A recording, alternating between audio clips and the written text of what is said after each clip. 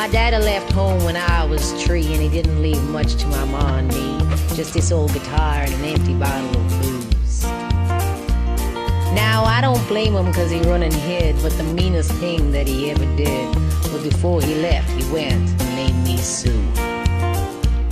Well, he must have thought that it was quite a joke, and he got a lot of laughs from lots of folks. Seems I had to fight my whole life through. Some gal would giggle and I'd get red, and some guy'd laugh and I'd bust his head. I'll tell you, life ain't easy for a boy named Sue. Well, I grew up quick and I grew up mean. My fists got hard, my wits got keen. I'd roam from town to town to hide my shame. But I made a vow to the moons and stars that I'd search the honky-tonks and bars, and I'd kill that man who gave me that awful name. Well, it was Gatlinburg in mid-July, and I just hit town and my throat was dry. I thought I'd stop and have myself a brew. At an old saloon on a street of mud, there at a table dealing studs, sat the dirty mangy dog that named me Sue. Well, I knew that snake was my own sweet dad from a worn-out picture that my mother had. I knew that scar on his cheek and his evil eye. Well, he was big and bent and gray and old. I looked at him and my blood ran cold, and I said, "My name is Sue. How do you do? Now you're gonna die." Yeah, that's what I told him. Well, I hit him hard right between the eyes, and he went down, but to my surprise, he came up with a knife and cut off a piece of my ear.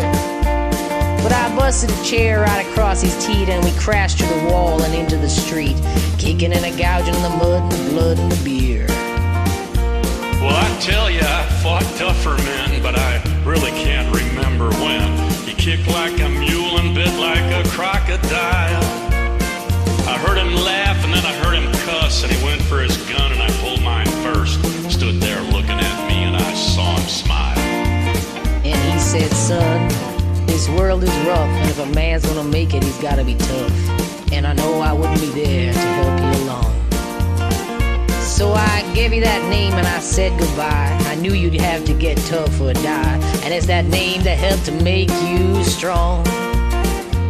He said, "You just fought one hell of a fight. I know you hate me and you got the right to kill me now, and I wouldn't blame you if you do.